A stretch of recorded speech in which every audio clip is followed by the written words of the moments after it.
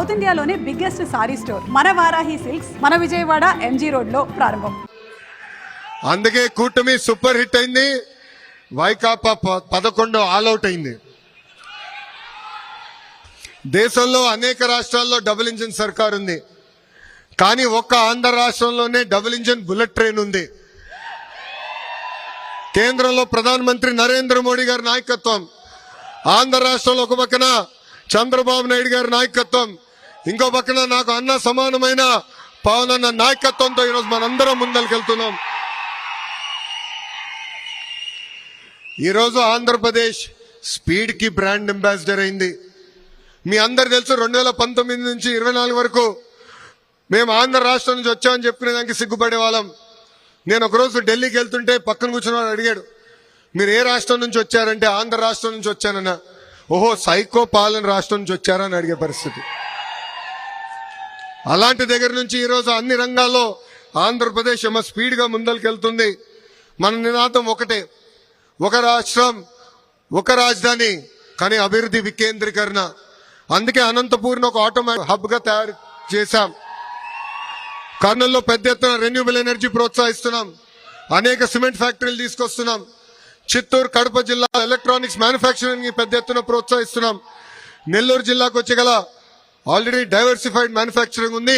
అక్కడ కూడా ఈ నిన్నగాక మొన్న సోలార్ సెల్ మ్యానుఫ్యాక్చరింగ్ కంపెనీలు కూడా మన ప్రభుత్వం తీసుకొచ్చింది. ప్రకాశం జిల్లాని కంప్రెస్ బయోగ్యాస్ హబ్ గా మనం తయారు చేస్తున్నాం. ఇంకా కృష్ణా, గుంటూరుకు వచ్చేగల రాజధాని వాళ్ళ సొంతమైంది. క్వాంటమ్ కంప్యూటింగ్ కూడా తీసుకొస్తున్నాం. దాని తగిన అనేక పరిశ్రమలు కూడా అక్కడ పెట్టుబడులు పెడుతున్నాయి. ఉభయ గోదావరి జిల్లాలో ఆక్వాని పెద్ద ఎత్తున మేము ప్రోత్సహిస్తున్నాం.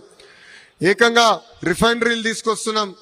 అనేక మ్యానుఫ్యాక్చరింగ్ కంపెనీలు తీసుకొస్తున్నాం.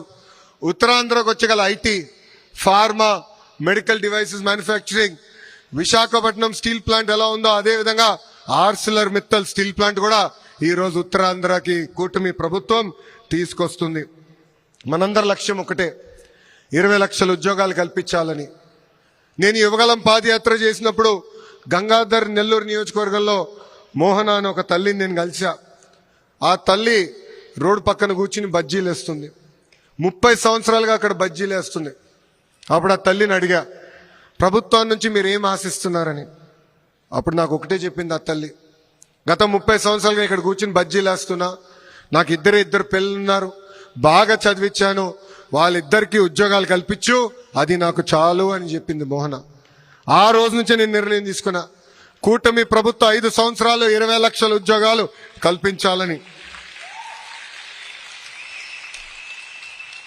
మన ముఖ్యమంత్రి గారు కానివ్వండి, ఇండస్ట్రీస్ మినిస్టర్ గారు కానివ్వండి, ఎస్ఎంఈ మినిస్టర్ గారు కానివ్వండి, లేదంటే మీ లోకేష్ కానివ్వండి, డావోస్ కానీ, అమెరికా కానీ, సౌత్ కొరియా కానీ తిరగని దేశాలు లేవు. అహర్నిశలు కష్టపడుతున్నాం. తద్వారా 17 నెలల్లో 20 లక్షల కోట్ల పెట్టుబడి, దాని ద్వారా 16 లక్షల మందికి ఉద్యోగాలు కల్పించడానికి ఒప్పందాలు కుదిరించుకున్నాం.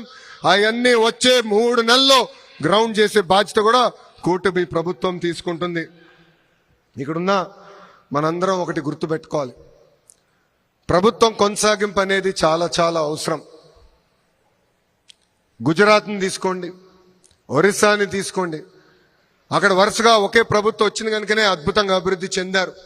పెట్టుబడులు పెద్ద ఎత్తున వచ్చినాయి, ఆ రాష్ట్రాలు పెద్ద ఎత్తున అభివృద్ధి చెందినాయి. పవన్ అన్న పదే చెప్తున్నారు, 5 కాదు 10 కాదు 15 సంవత్సరాలు ఈ కూటమి అధికారంలో ఉంటాం ఖాయం, కలిసికట్టుగా పనిచేస్తాం. ఆంధ్రులందరూ గర్వపడే విధంగా మేము ముందరికెళ్తామని ఈ సభాముఖంగా మీ అందరు తెలుపుతున్నా. విడాకులుండవు, మిస్ ఫైర్లుండవు, క్రాస్ ఫైర్లుండవు. ఈ ఇండియా కూటమి అనేది రాబోయే 10 సంవత్సరాలు ఆంధ్ర రాష్ట్రాన్ని ముందలు తీసుకెళ్తుందని ఈ సభాముఖంగా మీ అందరికీ తెలుపుతున్నాం.